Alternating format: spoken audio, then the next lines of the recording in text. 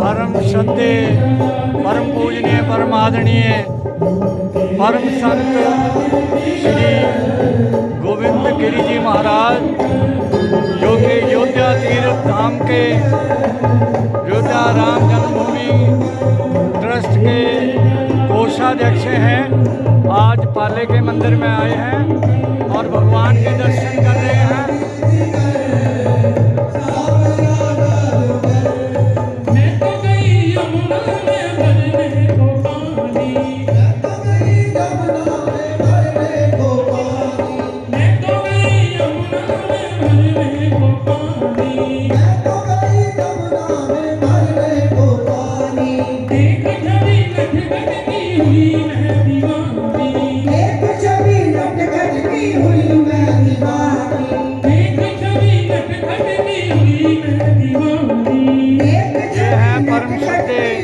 परमाननीय परमवंदनीय स्वामी गोविंद गिरी जी महाराज, अभी इनका प्रवचन होगा। यहाँ पर आप दर्शन कर रहे हो।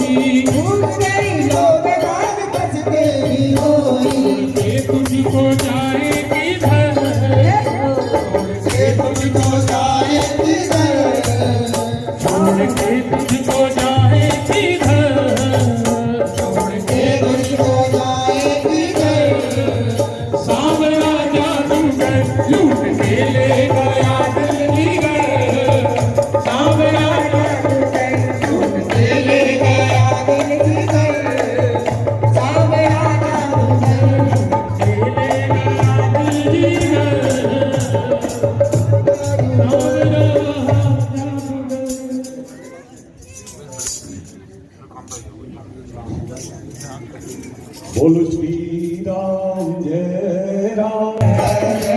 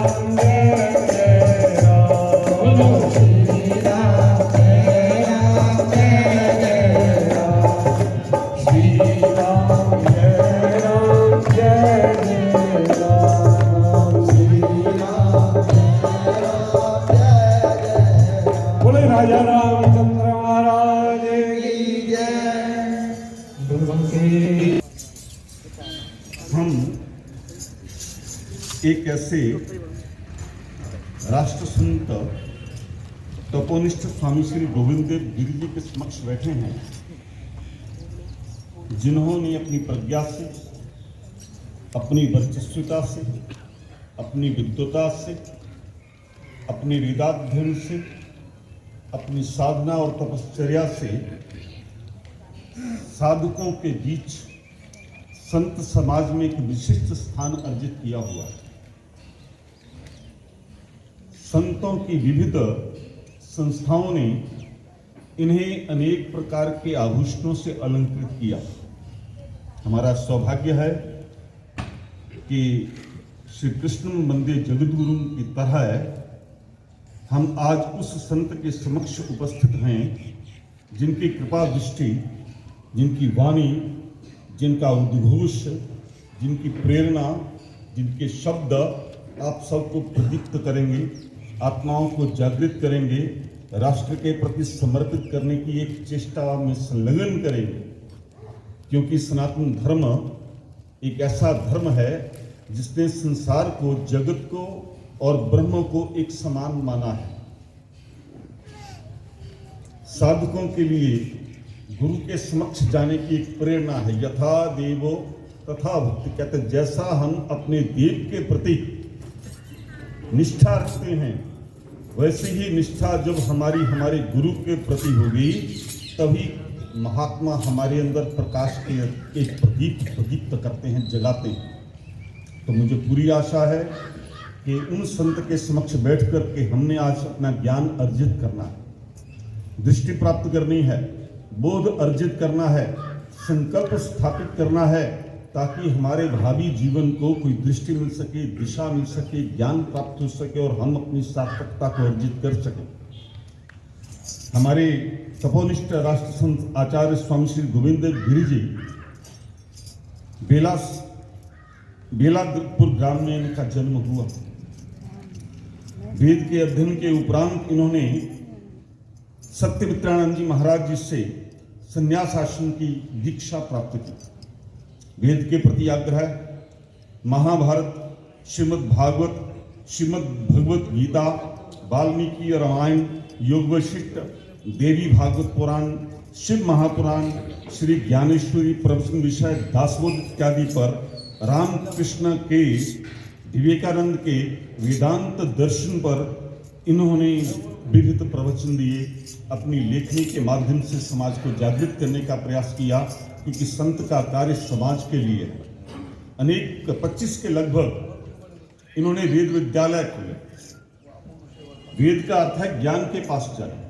वेद केवल पुस्तक नहीं कि हम 4 ऋग्वेद आदि को वेद कहें। वेद के भीतर जो तत्व है वह ज्ञान परक तत्व है, उपासना परक तत्व है, साधना परक तत्व है, और उस तत्व की प्रतिष्ठा के लिए 25 के लगभग विद्यालय खोले गए। अधिक ना कहता हुआ मैं आभार व्यक्त करता हूँ कि आज परमात्मा की अनुकंपा से, कृपा से हम ऐसी विभूति के दर्शन कर रहे हैं, और इनके मुखारविंद से निकले हुए शब्दों का अनुकरण करते हुए हम आत्मा को संतुष्टि प्रदान करेंगे, संतोष प्रदान करेंगे। आदरणीय श्री तपोनिष्ठ राष्ट्र संत आचार्य स्वामी श्री गोविंद देव गिरि जी महाराज जी, माइक क्या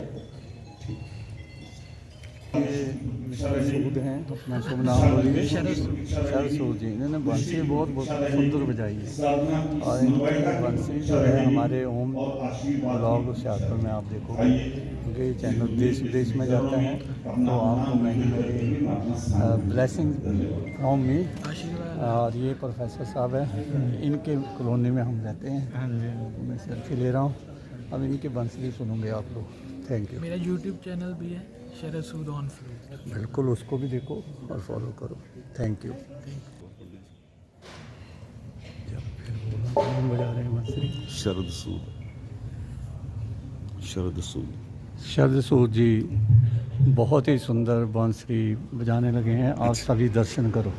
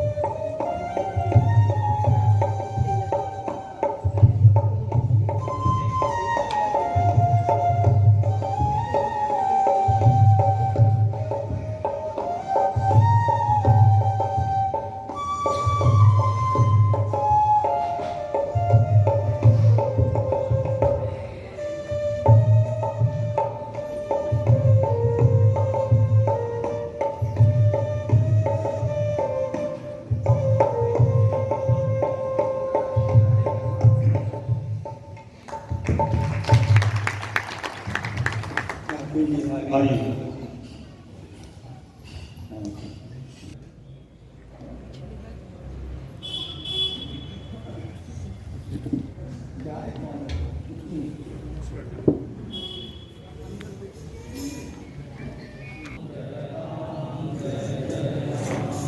श्री राम जय जय राम।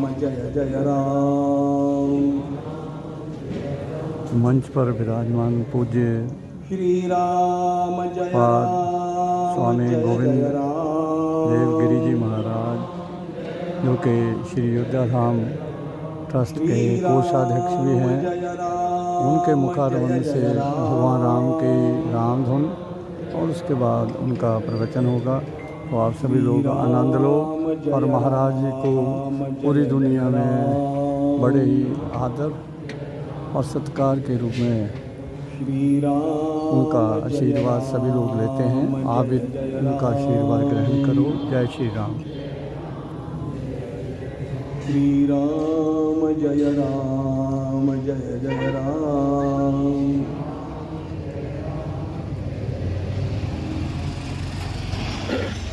वर्णानाम् अर्थसंघानां रसानां छन्दसामपि मंगलानां च कर्तारौ वंदे वाणी विनायकौ। नमामि सद्गुरुं शान्तं सच्चिदानंद विग्रहं पूर्णब्रह्म परानंदं ईशमानंदवल्लभं। प्रपन्नपारिजाताय स्तोत्रवेत्रैकपाणये ज्ञानमुद्राय कृष्णाय गीतामृतदुहे नमः। माधुर्य रसकल्लोला महाराज जी का शिवशक्त्यैक ये रूपिणी सत्संग आप लोग अमृतानुभवार्थाय पाले के मंदिर श्री द्वारका नाथ भगवान जी के मंदिर में नई वधुषा यस्य में आप वेदमयी सुन रहे हो। वाणी यस्य देवमयी तनुः यस्य ब्रह्ममयी दृष्टिः स गुरुः पातु मां सदा।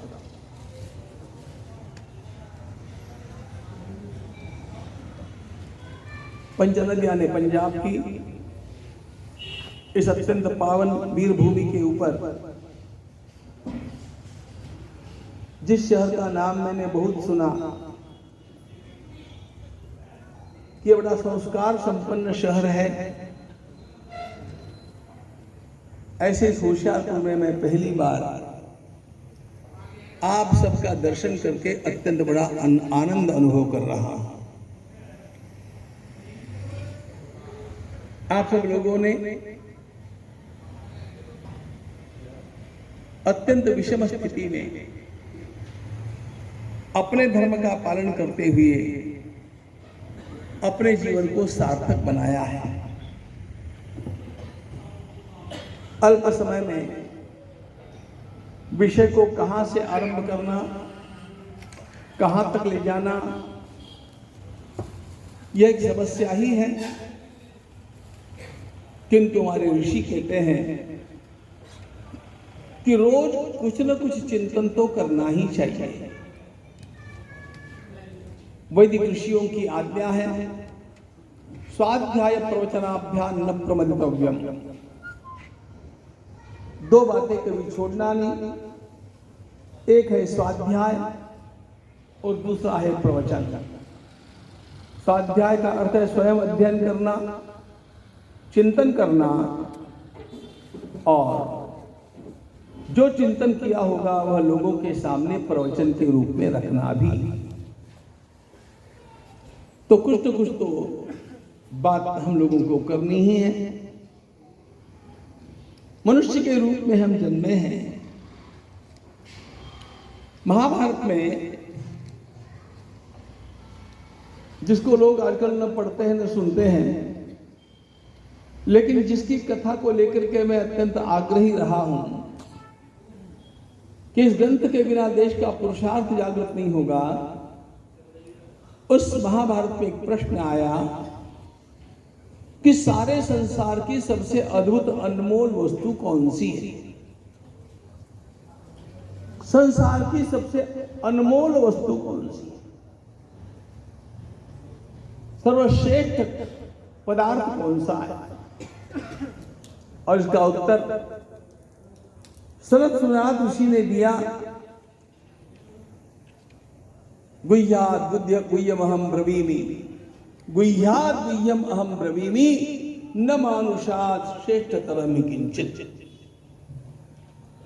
संपूर्ण सृष्टि में सबसे अद्भुत वस्तु यदि कोई हो तो मानव का शरीर है, मनुष्य का जन्म है। बड़े भाग मानुष तनु पावा, सुर दुर्लभ सब ग्रंथ निगावा।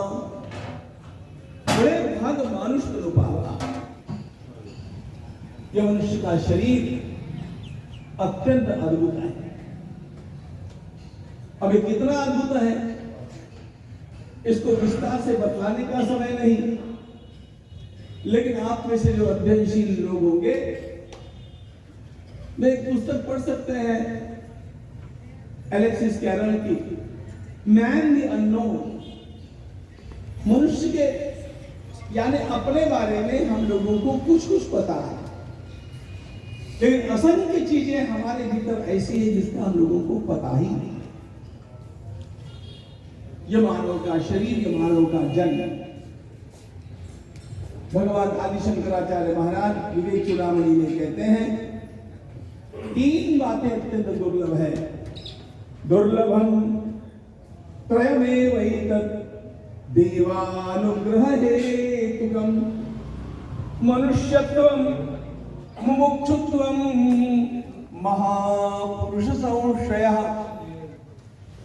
उन 3 बातों में वे पहली बात बताते हैं मनुष्यत्व अत्यंत दुर्लभ है, लेकिन वो मनुष्यत्व हम लोगों को प्राप्त हुआ। यह परमात्मा की हम सब लोगों पर अत्यंत महती कृपा है। मनुष्य का देह कैसे काम करता है आप लोग जानते हैं। एक पशु का, एक पंछी का देह कैसे काम करता है हम लोग जानते हैं, देखते हैं। इस सारी सृष्टि में मनुष्य ने अपनी बुद्धि से जो कमाल किया है वो विलक्षण है। लेकिन इस मनुष्य के देह को प्राप्त करने के उपरांत हमें क्या प्राप्त करना चाहिए, इसका सबसे बड़ा उपयोग कौन सा है। उत्तम वस्तु प्राप्त हुई, उस उत्तम वस्तु का उत्तम उपयोग भी होना चाहिए। तो इस मानव देह को प्राप्त करके वो कौन सी चीज है जो अन्य देह में प्राप्त नहीं होती है, केवल मनुष्य के शरीर में ही प्राप्त होती है। इसका विचार जब श्रीमद् भागवतकार करते, नायं देहो देह भाजान नृलोके कष्टान कामान अर्हते विडबुजाये, तपो दिव्यम पुत्र का ये न सत्वम सिद्धे यस्मात् ब्रह्म सौख्यंतनंतम। नायं देहो देह भाजान नृलोके कष्टान कामान अर्हते विडबुजाये। भगवान सुखदेव जी महाराज कहते हैं यह शरीर सामान्य भोगों के लिए प्राप्त नहीं हुआ है। सामान्य भोग तो सामान्य पशु योनि में भी प्राप्त हो जाते हैं। हम लोग आहार करते हैं, पशु भी आहार करते हैं, पंछी भी आहार करते हैं। हम लोग सोते हैं, पशु पंछी भी सोते हैं। हम लोग अपनी सुरक्षा की चिंता रखते हैं, पशु पंछी भी अपनी अपनी सुरक्षा की चिंता करते हैं। और अपने बाल बच्चे होते हैं, पशु पक्षियों के भी होते हैं। तो इन बातों में मनुष्य और सामान्य पशु पंछी इनमें अंतर नहीं है। अंतर कहां है, मनुष्य की विशेषता क्या है। तपो दिव्यम पुत्र का ये न सत्वम सिद्धे यस्मात् ब्रह्म सौख्यंतनंतम। कितना सुंदर शब्द है सुखदेव जी महाराज का, अनंतम ब्रह्म सौख्यम। केवल मानव शरीर ही ऐसा शरीर है जिस देह में आकर के हम अनंत आनंद उस परमानंद को प्राप्त कर सकते हैं। सृष्टिकर्ता का वह दिव्य साक्षात्कार हम लोगों को उस आनंद तक ले जा सकता है जो आनंद कभी भी किसी भी अन्य योनियों में प्राप्त होने की संभावना नहीं। मनुष्य के देह का उद्देश्य, what is the purpose of human life, इसका जब विचार करेंगे तो इस परमानंद की प्राप्ति यही मानव जीवन का सर्वोच्च उद्देश्य हो सकता है, जो अन्य किसी भी योनि में प्राप्त नहीं होता है। अब ये जो परमानंद शब्द का मैंने प्रयोग किया है ना, परमानंद का ही सीधा अर्थ है भगवान। ध्यान रखना, क्योंकि श्री भगवान के अनेक अनेक नाम हैं, आप सब लोग भी जानते हैं। भगवान एक होने पर भी भगवान के रूप अनेक हैं, लेकिन वेद में मुख्य नाम कौन सा आया है भगवान का? वेद में भगवान का वर्णन क्या आया है? देखो, वेद हमारे सभी ग्रंथों के मूल ग्रंथ हैं। वेद परम प्रमाण माने गए हैं। तो वेदों में, उपनिषदों में भगवान का नाम सर्वाधिक महत्वपूर्ण नाम जो आता है वह आनंद। आनंदाद्येव खल्विमानि भूतानि जायन्ते आनंदेन जातानि जीवन्ति। आनंदमयोभ्यासा, परमात्मा आनंद स्वरूप। इसीलिए तो श्रीमद् भागवत के महात्म्य के प्रथम श्लोक के प्रथम चरण में आपको क्या मिलता है? सच्चिदानंद रूपाय विश्वोत्पत्त्यादि हेतवे तापत्रय विनाशाय श्री कृष्णाय वयं नुमः। वयं श्री कृष्णाय नुमः, हम उस कृष्ण को प्रणाम करते हैं। यहां कृष्ण का कौन सा रूप बताया है? सत, चित और आनंद। सच्चिदानंद रूपाय, वे प्रभु सत्स्वरूप है, चित स्वरूप है, आनंद स्वरूप है, और उनका साक्षात्कार, उनकी प्राप्ति केवल मानव देह में ही हो सकती है। अन्य किसी भी योनि में वे पर्दे खुलने वाले नहीं। इसीलिए कहा, बड़े भाग मानुष तनु पावा सुर दुर्लभ सब ग्रंथ निगा। एक तो मनुष्य का जन्म दुर्लभ, और उसमें भी मित्रों भारत में जन्म होना सबसे दुर्लभ। सबसे दुर्लभम भारते जन्म। जैसे स्वर्गादिक योनियां भोग योनियां हैं, वैसे मैं तो पूरे संसार में घूमा हूं, लेकिन ध्यान रखना, जो धर्म का पालन करने की अनुकूलता और जो तप का वातावरण हमारे भारतवर्ष में है, संसार के अन्य किसी भी देश में आपको कभी नहीं मिलेगा। हम धन्य हैं कि हम भारतीय हैं। दुर्लभ भारतीय। एक तो मनुष्य के रूप में जन्म मिला, दूसरा भारत में जन्म मिला। गायन्ति देवा किल गीतकानि धन्यास्ते भारत भूमि माता। स्वर्ग के देवता, विष्णु पुराण कहता है, श्रीमद् भागवत में लिखा है, देवी भागवत में लिखा है कि स्वर्ग के देवता नित्य चिंतन करते हैं कि यदि हमारा कोई पुण्य बचा हो तो हे प्रभु हमें भारत में जन्म दो।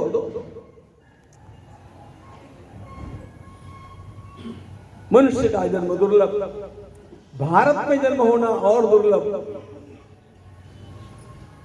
और उसमें भी पता नहीं किस प्रकार के संस्कार से और धर्म के लिए जिज्ञासा निर्माण हो गई। धर्म के लिए जिज्ञासा निर्माण हुई, इसीलिए तो आप मंदिर में पधारे हैं ना, नहीं तो और कहीं होते।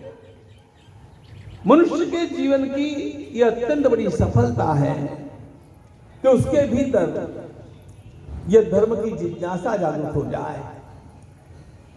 और ये धर्म जो हमारा है ना, ध्यान रखना,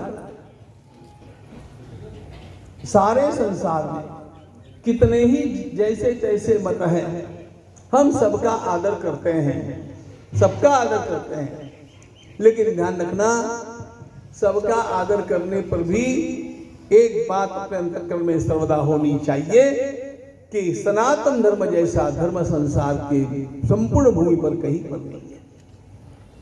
सनातन धर्म सर्वश्रेष्ठ है। अब आप कहेंगे क्यों है? हमारा है इसलिए है ना।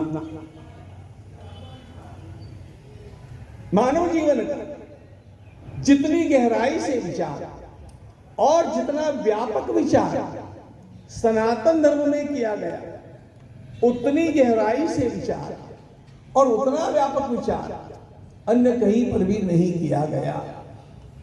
मैं आपको समझाऊंगा। सनातन धर्म के जो स्तंभ है वो कैसे है, किन बातों पर यह धर्म खड़ा है। ध्यान रखना, यह सर्वाधिक वैज्ञानिक धर्म है। वैज्ञानिक सबसे बड़ी बात यह है, इसका कोई संस्थापक, आप बताइए हमारे धर्म का संस्थापक कौन है? कोई बतला सकेगा? है ही नहीं, कोई बता ही नहीं पाएगा।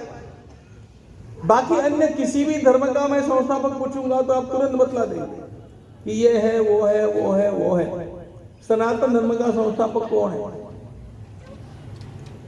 ये वैज्ञानिक धर्म है। ध्यान रखना, सनातन धर्म का संस्थापक कौन है ऐसा पूछना तो ऐसे पूछने जैसा है विज्ञान का संस्थापक कौन है। अब ये मेरे सामने मेरे जवान भाई बैठे हैं, विज्ञान का संस्थापक कौन है?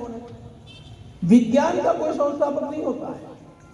विज्ञान के अंतर्गत आने वाली संस्थाओं के संस्थापक होते हैं।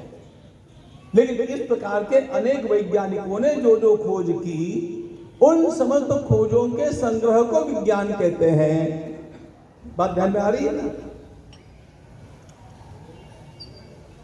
विज्ञान का संस्थापक कोई नहीं। अनेक वैज्ञानिकों ने जो जो खोजें की, उन सब खोजों का संग्रह विज्ञान कहलाता है। उसी प्रकार सनातन धर्म की सबसे बड़ी विशेषता यह है, हमारे वैदिक ऋषि एक नहीं है, अनेक वैदिक ऋषियों ने अपनी अपनी समाधि में जो जो ज्ञान प्राप्त किया, उसके संकलन का नाम है वेद। और उन सारे के सारे सिद्धांतों को जब एकत्रित किया जाता है तो उसको कहते हैं सनातन धर्म। इसलिए इसका कोई एक संस्थापक नहीं है। अच्छा ये बताइए, इसकी स्थापना कब हुई? बाकी सब के सब धर्मों की स्थापना कब हुई यह बतलाया जा सकता है। जरा गूगल पर खोज करेंगे तो तुरंत आपको मिल जाएगा। एक एक धर्म की स्थापना कब हुई, उसके संस्थापक कौन थे। जरा हिंदू धर्म की खोज करो, सनातन धर्म की खोज करो, क्या मिलता है गूगल पर देखो, या संसार के किसी भी विद्वान के पास क्या ज्ञान है देखो। इसका कोई एक संस्थापक नहीं। यह कब स्थापित हुआ पता नहीं, यह अनादि है, इसीलिए इसको सनातन कहते हैं। ध्यान रखना, सनातन का अर्थ है एवरलास्टिंग, जो नित्य नूतन है, जो सर्वदा है। प्राचीन काल में भी था, मध्य काल में भी था, आज भी है, और जब तक चंद्रमा और सूरज रहेंगे तब भी सनातन धर्म रहेगा। हो सकता है सृष्टि के उपक्रम में चंद्र सूर्य नष्ट हो जाए, सनातन धर्म नष्ट नहीं होता है। It's that great. और हम धन्य हैं कि हम लोगों को इतना महान विचार मिला, जिस विचार में मानव जीवन की संपूर्ण विधाओं का वर्णन आपको मिलेगा।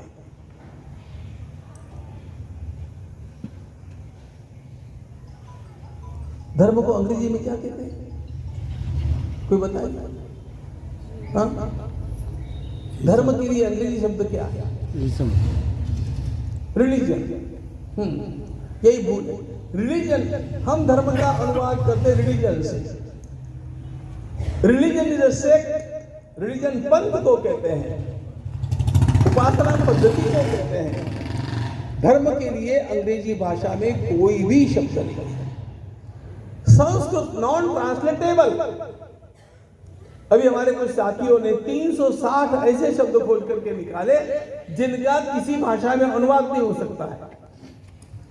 धर्म शब्द के लिए अंग्रेजी में आपको धर्म का ही उपयोग करना पड़ेगा।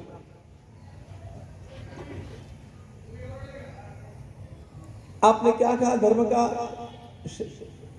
रिलीजन ना। अब मैं एक छोटी सी पंक्ति आपको बोलता हूं, सब बुद्धिमान लोग बैठे मेरे सामने, उसका अनुवाद कीजिए। पुत्र धर्म, धर्म का अनुवाद आपने किया रिलीजन। अब पुत्र धर्म का अनुवाद क्या होगा? रिलीजन ऑफ द सन? नहीं, यहां पर अनुवाद होता है ड्यूटी ऑफ द सन। हमारे यहां पर धर्म शब्द जो है वो अत्यंत प्रगल्भ शब्द है। It carry so many meanings together, और इसलिए अंग्रेजी में धर्म शब्द के लिए कोई पर्याय नहीं। रिलीजन कहते पंथ को, संप्रदाय को, सेक्ट को, उपासना पद्धति को। उपासना पद्धति ये धर्म का एक अंग है, लेकिन हम केवल उपासना पद्धति को धर्म नहीं कहते हैं। हमारा धर्म अत्यंत व्यापक कैसे है इसका विचार हम कर रहे हैं। तो इसके 16 स्तंभ हैं। ये 16 खंभों पर खड़ा है। पहली बार मनुष्य के जीवन में क्या पुरुषार्थ होते हैं, अपने जीवन में मनुष्य को क्या क्या प्राप्त करने का प्रयास करना चाहिए। पुरुषेण अर्थते इति पुरुषार्थ। तो 4 पुरुषार्थ बतलाए। ये केवल आपको सनातन धर्म में मिलेगा। 4 पुरुषार्थ हैं, धर्म, अर्थ, काम और मोक्ष। मेरी अनेक कामनाएं हैं, उन कामनाओं को पूरा करना पुरुषार्थ है। I will Aspire for that. अच्छा, कामना पूरी करना है तो धन भी चाहिए ना, इसलिए अर्थ को पुरुषार्थ कहा। कमाओ। हमारे धर्म ने कहा कमाओ, खूब कमाओ। उत्थातव्यम, जागतव्यम, योक्तव्यम, भूति कर्मसु। कुंती माता अपने पुत्रों को महाभारत में कहती है उठो, योक्तव्यम भूति कर्मसु। आपका वैभव बढ़ते जाना चाहिए। अर्थ पुरुषार्थ, कामनाओं को पूरा करना, उसके लिए कमाना, लेकिन सामाजिक नियमों का और नैतिकता का भंग न करते हुए ये सब करना, उसका अर्थ है धर्म। तीसरा पुरुषार्थ। और चौथी बात, जब हम इस संसार से चलेंगे, चलना तो पड़ेगा कभी, तो आनंद से हंसते हुए जा सकते। Not just the way of living, art of living, but also the art of leaving the world. मैं संसार से जाते समय भी आनंद से जाऊं,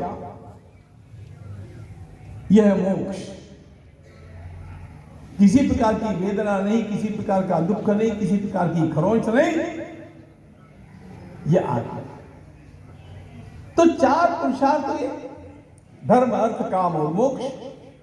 इन 4 पुरुषार्थों को प्राप्त करने के लिए मनुष्य को अपने जीवन का विभाजन करना चाहिए, तब जाकर के ये प्राप्त होते हैं। हमारे धर्म ने कहा ब्रह्मचर्याश्रम, गृहस्थाश्रम, वानप्रस्थाश्रम, संन्यासाश्रम। इसको प्राप्त करने के लिए पूरे समाज का डिवीजन ऑफ लेबर होना चाहिए। वो हमारे धर्म ने किया। ब्राह्मण, क्षत्रिय, वैश्य, शूद्र, 4 वर्ण, और हर व्यक्ति को भगवान के साक्षात्कार के लिए अपना अपनी रुचि का मार्ग मिलना चाहिए। इसलिए 4 साधन मार्ग है, ज्ञान, कर्म, भक्ति और ध्यान, राजयोग। ये 16 स्तंभ है जिसके ऊपर हमारी संस्कृति खड़ी है, हमारा धर्म खड़ा है। मानव जीवन का इतना व्यापक विचार आपको संसार में और कहीं पर भी नहीं मिलेगा, कहीं पर भी नहीं। इसी का परिणाम यह है, ध्यान रखना, सारे इतिहासकार एक बात पर एक मत है कि जहां जहां यवनों का आक्रमण हुआ और 100-500 वर्षों तक उनका शासन चला, वे सारे देश नष्ट हो गए, उनकी संस्कृतियां नष्ट हो गई। बचने वाला देश एकमात्र है भारत। ईरान, मिस्र, रोमा सब मिट गए जहां से, अब तक मगर है बाकी नामो निशा हमारा। कुछ बात है कि हस्ती मिटती नहीं हमारी। ये जो कुछ बात है ना, यह हमारे धर्म की विशेषता है, उसके कारण ये टिका रहा। अब मैं इतिहास बतलाने के लिए नहीं बैठा हूं आपको, लेकिन बड़े बड़े देश नष्ट हो गए, उनकी संस्कृति खत्म हो गई। लेकिन आज भी भारत में 5000 वर्ष पहले जैसे ऋषि मुनि हुआ करते थे, आज भी है। जैसे उस समय अभिषेक हुआ करते थे, आज भी होते हैं। उस समय संकीर्तन होता था, आज भी होता है। केवल यह एकमात्र संस्कृति बची है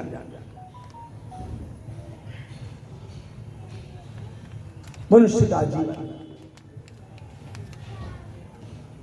सच्चिदानंद स्वरूप परमात्मा की प्राप्ति के लिए है, और उस प्रभु की प्राप्ति होती है अपने जीवन में अपने धर्म का पालन करने से।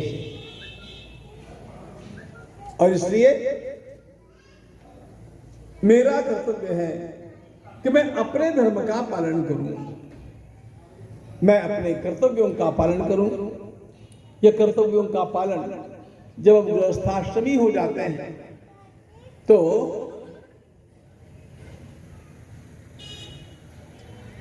देखो शब्द कैसा है, गृहस्थ आश्रम।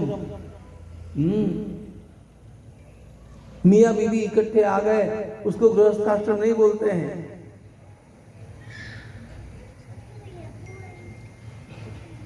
आश्रम शब्द बड़ा पवित्र है। आश्रम की जो पवित्रता है और आश्रम में जो प्रसन्नता है, वो पवित्रता और प्रसन्नता मैं अपने घर में रखूं तो अपने आप मेरा घर भी आश्रम हो गया। उसे गृहस्थाश्रम कहा।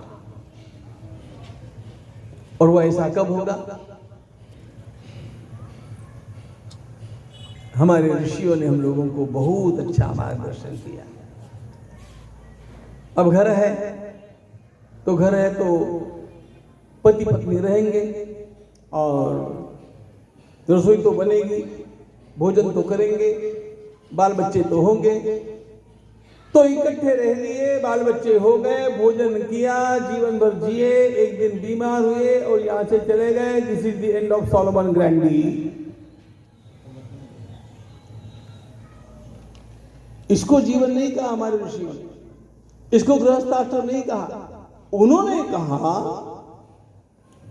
आपका घर अत्यंत पवित्र आश्रम जैसा तब होगा जब आप अपने ऊपर जो ऋण है उनको चुकाने का प्रयास करें। हमारे ऋषियों ने हम लोगों से ये बात कही कि हम सब लोगों के ऊपर ऋण होना है, सभी के ऊपर। 4 प्रकार के ऋण बतलाए हैं। ऋण यानी कर्जा। हम अपने जीवन को डेवलप करते हैं, अपने जीवन का विकास करते हैं, हमारे ऊपर कर्जा चढ़ा हुआ है। ये देवताओं का है, हमारे पितरों का है, जिनके विचार हमने पढ़े उन ऋषियों का है। और जिस समाज में जन्म लेने के पला उस समाज का कर्जा है। स्वामी गोविंद गिरी जी महाराज से मैं यहाँ मंदिर में आता यहाँ पाले के मंदिर शाहपुर पंजाब में सुनी है, आपको बहुत अच्छी लगी हो। कृपया चैनल को लाइक करें, कमेंट करें और चैनल को सब्सक्राइब करें। चैनल को देखने के लिए आप सबका बहुत बहुत धन्यवाद। Thank you everyone. जय श्री राम, जय श्री हरि, जय श्री राम। में पढ़ा, लोग प्रतीक्षा करते रहे और कितनी पीढ़ियां भी चली गई, पता नहीं राम जी का मंदिर बनेगा कि नहीं बनेगा, बनेगा कि नहीं बनेगा। और परमात्मा ने हमारी पीढ़ी को सौभाग्य दिया कि हमने अपनी आंखों से देखा भगवान श्री राम जी।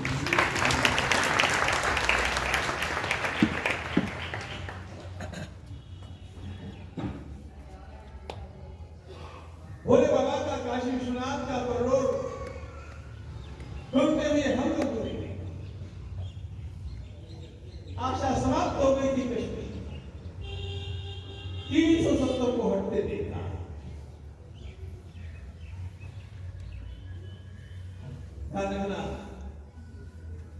इसी क्रम से चलते चलेंगे, मथुरा जी में भी वही आनंद छाने वाला है जो आप लोगों के अंदर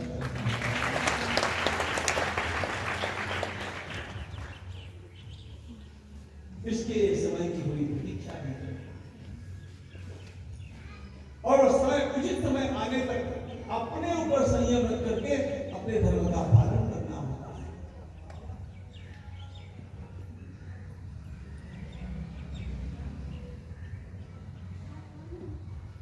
सारे देवी देवताओं का मूल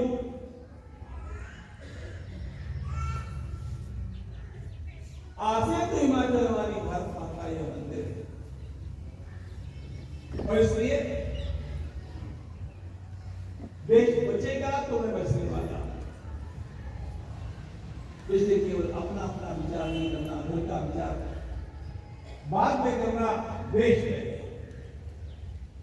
My country first, my nation first, my mission next, my country।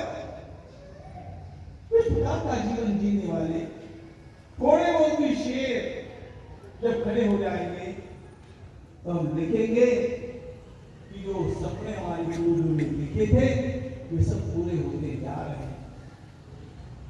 वातावरण में बहुत कुछ बदलाव आया, अभी पूरा बदलाव नहीं आया लेकिन वो भी आने वाला है।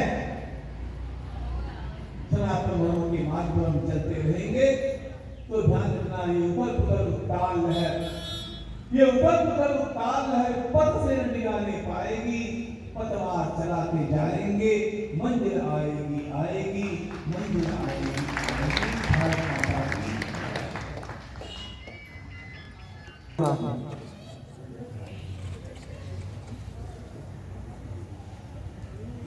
10 वर्ष पहले की बात है। हमारा वेद व्यास प्रतिष्ठान, जिसके कुछ परिचय मेरे पास थे तो आप लोगों को बांटे हैं, लेकिन केवल हमारे धर्म का मूल जो वेद है उन वेदों की रक्षा के लिए प्रतिष्ठान की हम लोगों ने स्थापना की, क्योंकि वेदाध्ययन चारों ओर से नष्ट हो गया। उत्तर भारत में तो कुछ रहा नहीं। यह सोच करके हम प्रतिष्ठान का काम करते रहे और परमात्मा की कृपा से इन 30 वर्षों में 37 वेद विद्यालय उत्तर भारत में स्थापित हो गए। 38 और 37 जम्मू से मणिपुर तक। 10 वर्ष पहले की बात है, एक बार टीवी पर बोलते हुए मैंने कहा सर्वत्र विद्यालय हो गए, बस पंजाब में नहीं है। तो मुझे आपके होशियारपुर की एक बहन का मुझे फोन आया, मैं उनको पहचानता भी नहीं था उस समय, नीरजा जी का, कि महाराज हम चाहते हैं कि होशियारपुर में एक वेद विद्यालय होना चाहिए। तो मैंने कहा माता जी, सवेरे की बात थी एकदम, मैंने कहा माता जी मैं आपको जानता नहीं, अपना कोई परिचय नहीं, आपके पतिदेव कहाँ हैं? तो उनका घूमने गए हैं। मैंने कहा घूम करके आएंगे तब उनसे मेरी बात कराओ। और फिर पंकज जी ने मुझसे बात की और कहा कि नहीं वेद विद्यालय करना है। पूरे पंजाब की भूमि पर सस्वर वेद पाठ समाप्त हो गया मित्रों, खत्म, कहीं पर भी नहीं। संस्कृत विद्यालय अलग बात है, ज्योतिष के विद्यालय अलग बात है। हमारा मूल वेद है वेद, और सस्वर वेद पाठ करने वाले वैदिक, ये धर्म का मूल आधार होते हैं। लेकिन यहां पर समाप्त हो गए। चिंता करने की आवश्यकता नहीं है। यही स्थिति मणिपुर में हो गई थी।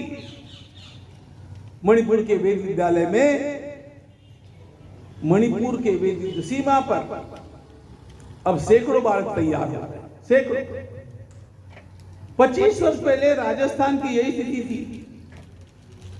पूर्ण वेद को कंठस्थ करने वाले 4-5 लोग बचे थे और वे भी बूढ़े बूढ़े थे। आज 20 वर्षों से वहां पर अपना वेद विद्यालय चल रहा है और 150 से अधिक बालक अपने विद्यालय ने राजस्थान की धरती को ऐसे दे दिए जिनका संपूर्ण वेद कंठस्थ है। कंठस्थ।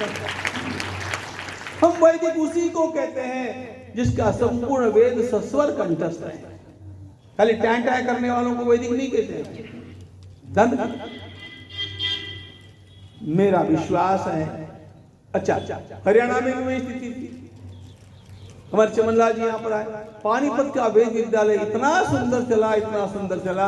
अब तो चारों ओर से लोग देखने के लिए आते हैं कि वेद विद्यालय कैसा होना चाहिए। ऐसा पानीपत में वेद विद्यालय निर्माण हो गया। आशा करता हूं, श्री भगवान से प्रार्थना भी करता हूं कि होशियारपुर में भी इसी प्रकार का वेद विद्यालय निर्माण हो जाए। हमारे श्री पंकज जी ने तो उसके लिए कमर कसी है, लेकिन आप लोगों को भी उनके साथ होना चाहिए, क्योंकि ये पूरे धर्म का काम है। वेद बचेंगे। ध्यान रखना,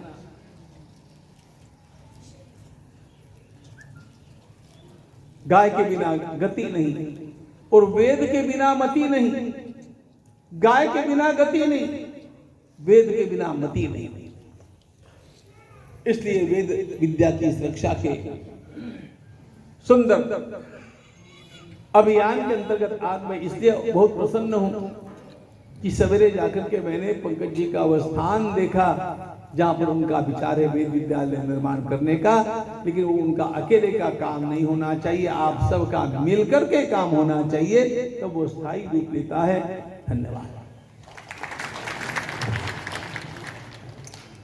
अभी आप परम श्रद्धेय, प्रातः स्मरणीय, अर्चनीय, वंदनीय स्वामी जी महाराज जी से उद्बोधन प्राप्त कर रहे थे।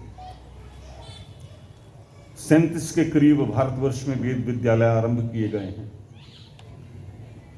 वेद का अर्थ है, अगर आपने पुरुषार्थ प्राप्त करना है, धर्म अर्थ काम और मोक्ष प्राप्त करना है, तो आपको वेद की शरण में जाना होगा। वेद सभी विद्याओं का आधार है। वेद के माध्यम से हम न केवल अपनी आत्मा का उत्थान करते हैं, बल्कि जहां वेद और वेद मंत्र होंगे वे जागृत मंत्र हैं, और उनके जागृत मंत्र के उच्चारण मात्र से हम अपने परिवेश को भी शांत और उद्दीप्त करते हैं, प्रकाशित करते हैं, और उनके प्रेरणा और शक्ति से समाज का संचालन करते हैं। अतः आशा करता हूं, होशियारपुर संतों की नगरी है, ज्ञान की नगरी है, और ज्ञान के लिए गीता में ज्ञान प्राप्त करने का आधार बताया है। तो ज्ञान प्राप्ति के लिए ज्ञान कई प्रकार का है, पर फिर भी प्रतिप्रश्नेन सेवया, आप प्रतिप्रश्न करें और सेवा करें, ये दो ही मार्ग हैं। अगर आपका मन जागृत है तो प्रश्न जागृत होगा। ध्यान से, कान से शब्द को ग्रहण किया है, शब्द में ब्रह्म है, तो ब्रह्म अंदर विस्फोट उत्पन्न करेगा, तो प्रश्न पैदा होगा, और वह प्रश्न हमें समाधान की ओर लेकर जाएगा, उत्तर की ओर लेकर जाएगा। उत्तर हमें दिशा देगा, हमारे मार्ग को प्रशस्त करेगा, पुरुषार्थ देगा, मोक्ष होगा, मुक्ति होगी, आनंद होगा। ये प्रश्न का आधार है, जिज्ञासा का आधार है। इसीलिए कहते हैं अथातो ब्रह्म जिज्ञासा। जिज्ञासा बेहद आवश्यक। तो मैं आप सभी मित्रों से, माताओं, बहनों, भाइयों से प्रश्न निवेदन करता हूं कि स्वामी जी महाराज जी के इस प्रबोधन के उपरांत अगर आपके मन में कोई जिज्ञासा है, कोई प्रश्न है, कहीं कोई संदेह है, संदेह भी नहीं रखना चाहिए। संशयात्मा विनश्यति, संशय में ही रहना चाहिए।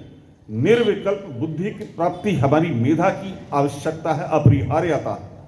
तो आप में से जो भी प्रश्न करना चाहें वे प्रश्न करें। धन संपत्ति तो यही रह जानी है, मन की एक संस्कार वृत्ति आत्मा में ज्ञान के माध्यम से हमारे साथ जानी है। अतः इस ज्ञान का आश्रय प्राप्त करना, आनंद को प्राप्त करना है, सच्चिदानंद को प्राप्त करना है। तो आइए मैं आपके प्रश्नों की प्रतीक्षा करता हूं ताकि आप सबको समाधान प्राप्त हो। कोई मित्र, कोई भाई, कोई बंधु, कोई ज्ञानी, कोई श्रेष्ठ, कोई माता बहन कुछ पूछना चाहे तो वह पूछ सकते हैं। होशियारपुर इसमें भी शीघ्र प्रगति करेगा और आपके पास सूचनाएं पहुंचेंगी। भोजन आरंभ है, तो प्रश्न तो कोई आया नहीं स्वामी जी, आपका आशीर्वाद ही अपेक्षित है। तो मैं एक काम बोलता हूं, छोटा सा काम सबके लिए। देखो, अयोध्या जी के श्री राम जन्मभूमि के स्थान पर जो मंदिर निर्माण हो रहा है, उसमें रामलला की स्थापना जनवरी 2024 के तीसरे सप्ताह में होने वाली है। ये बात पक्की है।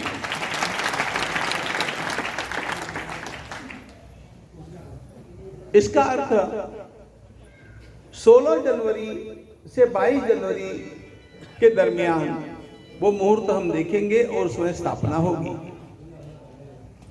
आप लोगों को पता है कि राम मंदिर के लिए जब हम लोगों ने अर्थ संकलन किया था, समर्पण का अभियान चला था, पूरे देश में चला था। मैं तो राष्ट्रपति भवन से लेकर के झुग्गी झोपड़ियों तक घूमा था और उसमें से जो निधि संकलन हुआ, मंदिर हो रहा है। लेकिन अब हम एक दूसरा अभियान चलाना चाहते हैं जिसका आरंभ 21 मार्च के दिन होने वाला है।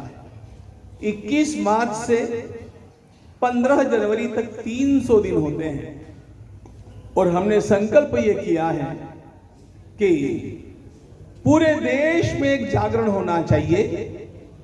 अब अर्थ के संकलन की आवश्यकता नहीं है मित्रों, आपको बतला देता हूं कि भगवान की दया से और लोगों की श्रद्धा से अर्थ का प्रवाह इतना प्रबल है कि हम लोगों को कभी भी राम मंदिर के लिए कभी किसी से कुछ मांगने की अपेक्षा रखने की भी आवश्यकता निर्माण होगी ही नहीं। इतना भगवान ने किया और वो हो रहा है। लेकिन केवल राम जी का मंदिर बनाना ही उद्देश्य नहीं है, राष्ट्र को जगाना उद्देश्य है। और इसलिए एक संतों ने मिलकर के एक अभियान सोचा है जिसमें अर्थ का कोई संबंध नहीं, लेकिन 21 मार्च से 15 जनवरी तक जो 300 दिन है, इन 300 दिनों में हमारे देश के अधिक से अधिक लोग 100 करोड़ हनुमान चालीसा का पाठ अपने अपने स्थान पर करें। हनुमान चालीसा के माध्यम से देश का जागरण होगा। बुद्धिर्बलम यशो धैर्यम निर्भयत्वम अरोगता अजाड्यम वाक्स्फुरत्वंच हनुमत स्मरणात् भवेत्। हनुमान जी की शक्ति के जागरण से ही, देखो एक बात आपको बतलाता हूं, वो जब ढांचा गिरा था ना, मुझे कितने लोगों ने, पत्रकारों ने पूछा कि महाराज ये कैसे हुआ, ये कैसे हुआ। मैंने कहा हनुमान जी जग गए और हनुमान जी ने कर दिया। ये किसी व्यक्ति का काम है या हनुमान जी का काम। इस हनुमत शक्ति का जागरण होना चाहिए और वो इसलिए भी होना चाहिए। एक बात और बतला देता हूं, मंदिर बना करके थमना नहीं है। आने वाले अनेक शतकों में कोई भी इस मंदिर की ओर टेढ़ी दृष्टि से देख नहीं सकेगा, ऐसा राष्ट्र खड़ा करना भी हमारा काम है, ध्यान रखना। और वो खड़ा होने के लिए, समर्थ राष्ट्र खड़ा होने के लिए जागरण की आवश्यकता है। तो अब आप लिख करके ले सकते हैं rampratiष्ठा.com, इस प्रकार की वेबसाइट का लॉन्चिंग होगा। ये 21 मार्च को दिल्ली के अक्षरधाम से, उसमें हमारे पूज्य स्वामी रामदेव जी महाराज है, पूज्य स्वामी अवधेशानंद जी महाराज है, स्वामी नारायण संप्रदाय के हमारे मुनि जी हैं, विश्व हिंदू परिषद पूरी है, ऐसे हमारा समन्वय परिवार है, गीता परिवार है। और विशेष बात उसमें यह है कि जो उसमें लॉगिन कर लेगा वो व्यक्तिगत रूप में भी मैंने आज कितने पाठ किए उसमें जमा कर सकेगा, या संस्था की ओर से भी आज हमारी संस्था ने इतने पाठ किए, कभी इकट्ठे होकर के आप कर लेते हैं, आज ज्यादा पाठ हो गए उसको आप, और रोज रोज उसका जो आंकड़ा है आप फ्लैश होता हुआ देख सकेंगे कि आज तक इतने पाठ हो गए, इतने पाठ हो गए। अपने आप ऑनलाइन की पद्धति से पूरे समाज का, पूरे सनातन धर्म की सभी संस्थाओं का संगठन खड़ा हो जाएगा, जो हमें करना है। इसलिए इसमें भी आप लोग सहभागी हो, ऐसी प्रार्थना। स्वामी जी का पुनः आपके प्रति उद्बोधन सुन रहे थे। राष्ट्र को संगठित रखने की आवश्यकता है।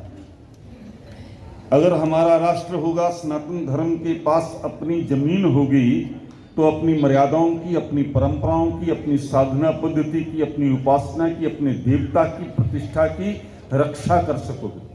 अन्यथा अगर सोया रहा धर्म और उसके धर्मावलंबी, तो धर्मांतरण निश्चित है।